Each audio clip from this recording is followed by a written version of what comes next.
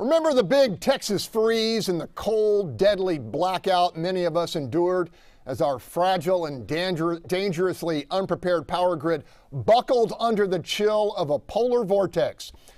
Well, my good friend and renowned energy writer Robert Bryce has just calculated the cost each and every one of us will be shelling out to clean up the $10.5 billion worth of financial wreckage resulting from our government's unforced error. Warning, you're not going to like it. The punchline here is that ratepayers in the state are going to have to repay that sum, of course, with interest over the next 30 years, and it amounts to about $850 per residential customer in the state. So these are big numbers and far higher than any other state that was affected by Winter Storm Uri.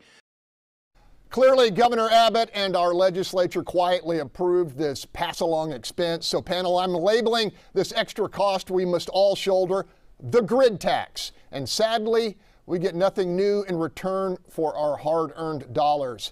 Marcus Davis, you buy a lot of electricity for your businesses. Your thoughts here?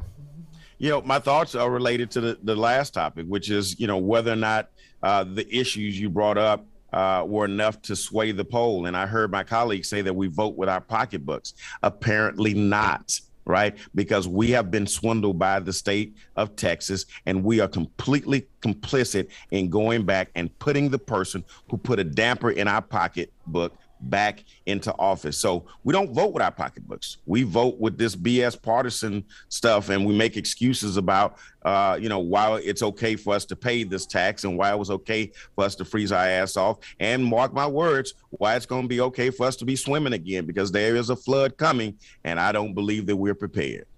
Gary Pollan, you shoot pretty straight on stuff like this. I mean, this was a mess up. And so instead of using money from the rainy day fund, they just passed it on to future generations. Actually, it's going to take that long to pay this off. I don't know that the legislature quietly approved any pass along expense. I think it may have happened through the Public Utility Commission, and I think it's related to contracts. But that being said, I think it's important that the legislature address this number and come up with a plan that takes some responsibility onto the state that they can use with the rainy day fund. Not all of it, but certainly some of it. And there are more things that need to be done. If you remember, during the legislature, the state Senate had passed much more aggressive legislation in regard to preventing this from happening again, but it got tied up in the House and never got through.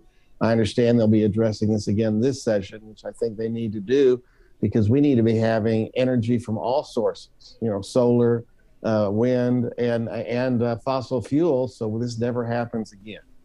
All right, Tamara Bell, people are getting hit from all sides. Their water bill's up, inflation, paying more for gas. Their homes were appraised for more, so their property taxes are up. And they got this too.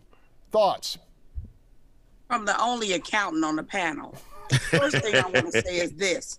That rainy day fund that y'all talked about, you know why they got a rainy day fund? Because their asses kept the rollover. They didn't spend everything they got. That's how they got a kitty that they won't touch even when we flooding. It's because they kept the rollover, because they knew the responsible baker always keeps a little dough on the rack. That's what you do. And the fact that we getting pimped again by the government is no shocker.